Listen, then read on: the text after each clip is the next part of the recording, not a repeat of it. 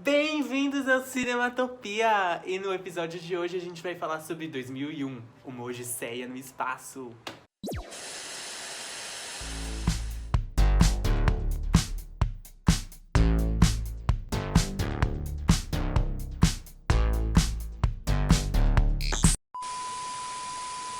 Bom, pra começar, 2001, Odisseia no Espaço é surpreendentemente um filme de 1968. E até o final do vídeo vocês vão entender o porquê do surpreendentemente. Além do mais, ele é dirigido por nada mais nada menos que Stanley Kubrick. E assim, eu acho que vocês já ouviram falar dele, né? O filme se passa em 2001, Odisseia no Espaço.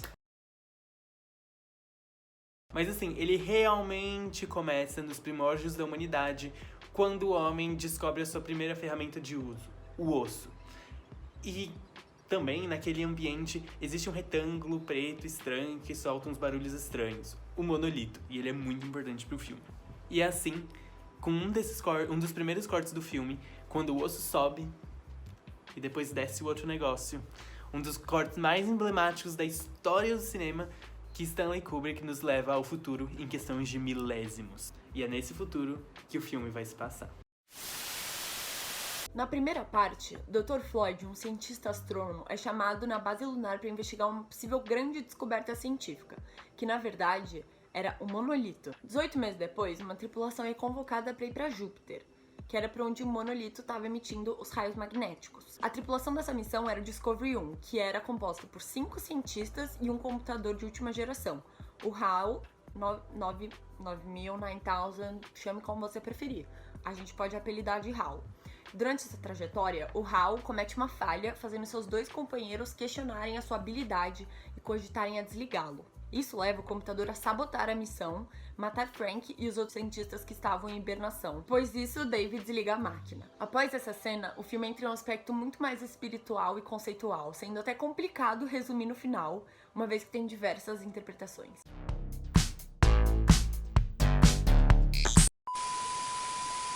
Eu sei que é muita informação e muita loucura, mas vamos começar com a análise. Bom, logo no começo do filme, percebemos uma estética de cenário e de nave bem moderninha para os anos 68. O aspecto de clean é um cenário bem futurista mesmo. Não podemos dizer a mesma coisa sobre o design do computador e das máquinas, que não parecem tão modernos assim. Além disso, a tecnologia que não era existente e que também não era óbvia foi prevista pelo filme. Além dele acertar sobre as videochamadas, que atualmente são bem populares, o filme também acerta que é na vertical, que a gente faria isso. Outra coisa interessante é que naquela época não existia celulares, computadores ou tablets, mas mesmo assim o filme prevê um hábito bem comum atualmente, que é o fato de você poder almoçar entre amigos ou família, não olhando cara a cara, mas sim através da tecnologia. E aí, Surrey, tudo bem? Buscando? Estou bem. Obrigada por perguntar. Outra inovação que nem se pensava na época era de reconhecimento de voz. E pra falar a verdade, essa inovação é bem atual, né? Outro ponto é o reconhecimento facial que HAL realiza em uma rápida cena do filme. E hoje em dia a gente já tem reconhecimento facial em vários aplicativos e em quase todos os aparelhos eletrônicos. Isso tudo só mostra esse ambiente espacial, essa atmosfera espacial e a relação dos personagens com a tecnologia, né? E 2001 fez um acerto incrível nessa área, porque ele mostra a dependência do ser humano com a tecnologia e o quanto ele coloca para sua necessidade de existência, né? E um grande exemplo disso é que HAL é responsável por quase todas as operações da nave. Tendo isso em vista, o filme também fala sobre essa relação tênue entre o homem e as máquinas. Porque o homem dá tanto poder para as máquinas que será que elas podem chegar a destruir o homem? E o filme também fala um pouquinho disso quando o HAL ele mata o Frank e toma controle da nave inteira e quase mata o Dave também. Agora vamos falar de alguns erros que o filme cometeu. Bom, como eu já disse antes, o design dos computadores e das máquinas não foi lá um grande acerto, já que eles não eram tão modernos assim. Outro erro bem curioso é que o filme coloca o espaço como um lugar de fácil acesso, podendo viajar para lá e até levar os filhos em comemoração das férias, o que isso não acontece atualmente. Por fim, o filme faz uma previsão do ser humano muito espiritual e muito evolutivo, E a gente sabe que a gente não é muito evolutivo não, né? Olhando agora pelo lado crítico, o filme fez um acerto. Afinal, ele fala da dependência dos humanos com as suas próprias invenções. Contudo, no final, o diretor faz uma previsão bem interessante, que chega até a ser positiva demais, a não ser que seja irônica, sobre a inteligência humana. Uma das interpretações é que o ser humano seria tão evolutivo ao ponto de não precisar mais das suas ferramentas e invenções.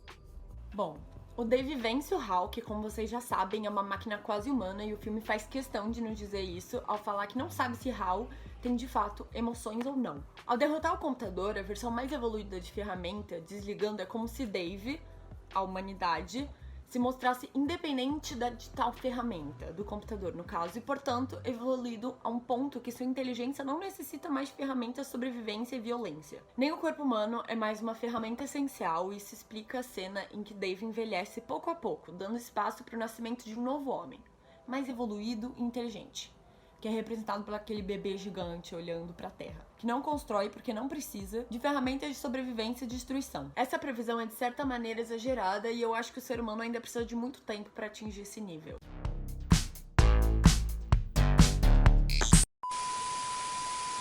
Existe uma teoria da conspiração que diz que o homem nunca chegou a pisar na Lua e que aquelas imagens foram feitas pelo Stanley Kubrick.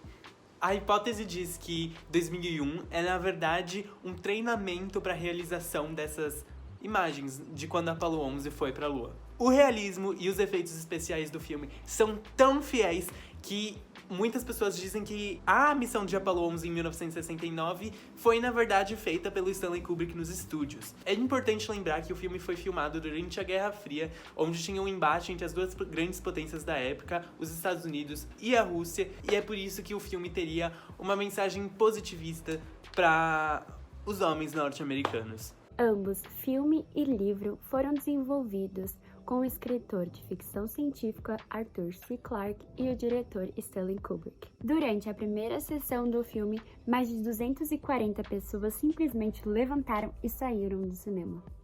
Aparentemente, esse efeito da caneta flutuante foi feito com uma folha de vidro suspensa em frente da câmera e é considerado um dos melhores efeitos especiais já visto pelo público, especialmente porque na época não existiam efeitos especiais como existem hoje em dia. O diretor coloca duas cenas no começo e no final do filme, que é somente uma tela preta com uma música meio bizarra, ou seja, um retângulo preto. Isso significa que o telespectador na verdade está olhando para o monolito, que no filme é a representação da evolução. «